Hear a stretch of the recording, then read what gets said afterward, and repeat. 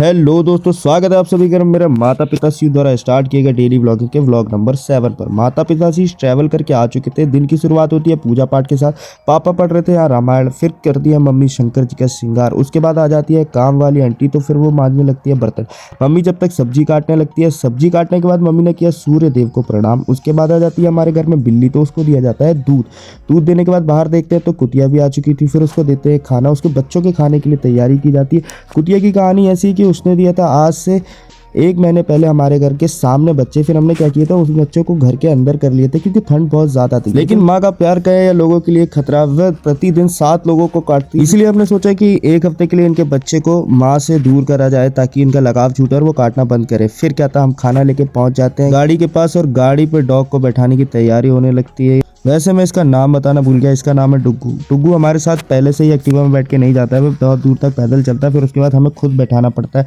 देखिए कैसे कैसे दौड़ दौड़ के आ रहा है। फिर तनिष्क उठा के इसे रखता है हमारी गाड़ी के आगे। गाड़ी के आगे ये बहुत आराम से बैठ जाती है और इसे मैं पकड़ लेता हूँ एक हाथ से और एक हाथ से चलाने लगता हूँ गाड़ी। उसके बाद हम जाते हैं और देखते हैं कि रास्ते पर रोड खुदी थी, कंस्ट्रक्शन चल रहा था। यहाँ पर बहुत बड़ी बड़ी पाइपलाइन डली है नर्मदा लाइन के। उसके बाद पहुंच जाते हैं हम वहाँ जहाँ हमने डॉग को रखा था, बच्चों को रखा था डॉग के। फिर उसके बाद तनिष्क जाता है पहले अंदर, फिर मैं बीच को अंदर रखता हूँ। फिर उसके बाद मैं खुद अंदर आके हम चलते हैं कुत्तों को देखने के लिए। पर दिक्कत ये थी कि हम जैसे ही अंदर घुसते हैं हमें वहाँ बच्चे दिखते ही नहीं, एक्चुअली नहीं दिखते। हमें लगता है कोई ले गया क्या उन्हें। फिर थोड़ी देर बाद वो बच्चे हमारी आवाज़ सुन के खुद ब खुद बाहर दौड़ते दौड़ते आते हैं। फिर उसके बाद बच्चों के लिए निकाला जाता है खाना। 4 डोंगे निकालते हैं ताकि 3 बच्चे और एक कुतिया के लिए भी निकाला जाए। पहले धोया जाता है बर्तनों को, फिर डाला जाता है उस पर दूध। उसके बाद डाला जाता है रोटी।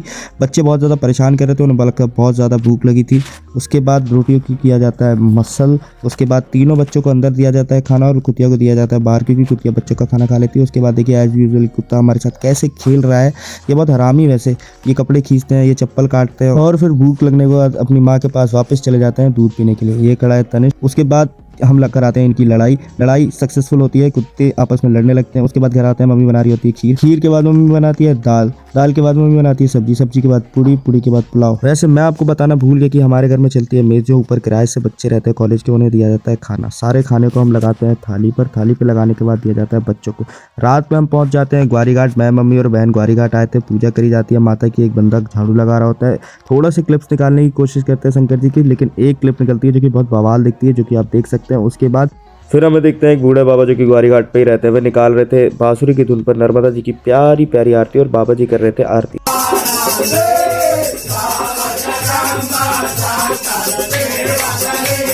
और सोमवार का दिन था तो शंकर जी को बहुत ज्यादा सुंदर फूलों से सजाया गया था। नर्मदे हर बोलकर करते हैं व्लॉग को यही समाप्त। आई होप वीडियो आपको अच्छा लगा होगा। Do like and subscribe. Narmade her.